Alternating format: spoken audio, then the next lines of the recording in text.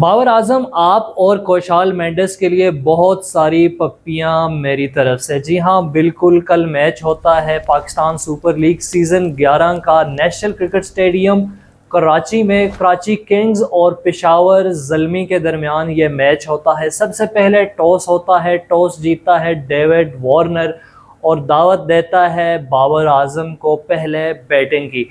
और मोहम्मद हारिस और बाबर आजम इनिंग का आगाज़ करते हैं तो मोहम्मद हारिस 0 के स्कोर पे आउट हो जाते हैं। इसके बाद आते हैं कौशाल मेंडिस, जिसका ताल्लुक है श्रीलंका से।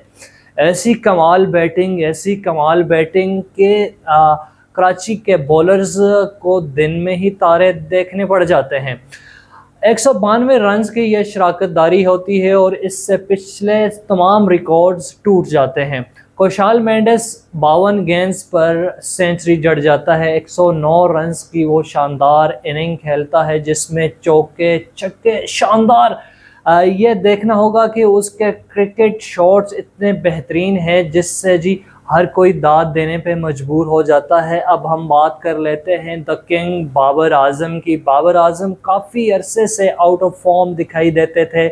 हम पाकिस्तानी उस पर तनकीद करते हुए थकते नहीं थे। गो के मैंने भी तनकीद की और तनकीद करनी भी चाहिए। जब आप किंग होते हैं, दुनिया भर की नज़रें आप पे हों और आप उस तरह से परफॉर्म ना कर पाएँ तो फिर तनकीद तो बनती है। लेकिन कुछ हमारे सहाफ़ी हजरात, सोशल मीडिया के जो व्लॉगर हैं, वो बड़ी तनकीद करते हैं कि बाबर आजम उस तरह से खेल नहीं सकते, अब इन्हें T20 से रिटायर हो जाना चाहिए।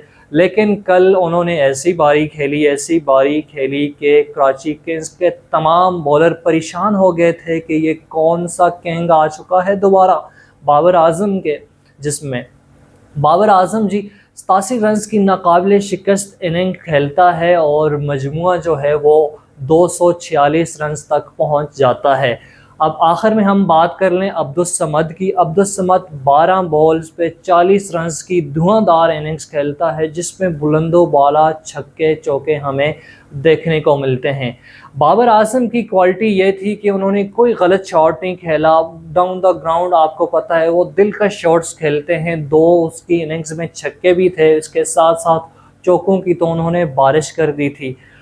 चाहे वो अब्बास आफरीदी हो, मीर हमज़ा हो या कोई और हो, हर किसी को जी ऐसे छक्के लगाए कि उनके होश उड़ गए। 247 रन का बड़ा हदफ जब वो चेज़ करने आए तो जी लड़खड़ा गई टीम। और कराची किंग्स के बड़े बड़े नाम, उसमें डेविड वार्नर है, सलमान अली आगा है, मोहम्मद वसीम है, इसके साथ साथ मोइन अली है, बहुत सारे खिलाड़ी, आज़म खान हो गया, सभी फ्लॉप हो जाते हैं और 87 के रन्स पे वो तमाम टीम ढेर हो जाती है। जी हाँ, बिल्कुल, 247 का मजमूआ अबूर करने के लिए आती है कराची किंग्स की टीम कराची के नेशनल क्रिकेट स्टेडियम में और 87 रन्स के स्कोर पे ही ढेर हो जाती है।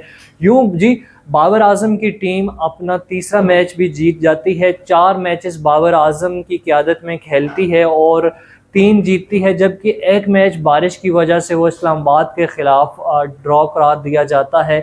अब अगर हम बात करें कि पॉइंट्स टेबल की क्या सिचुएशन है तो जी मुल्तान सुल्तान ने अपने 5 मैचेस खेले हैं, 4 जीते हैं और 1 हारा है। पॉइंट्स टेबल पर वो टॉप पे है, जबकि बाबर आजम की टीम पेशावर ज़ल्मी 4 मैचेस खेलती है, 3 जीतती है, 1 ड्रा होता है, 7 पॉइंट के साथ दूसरे नंबर पे है।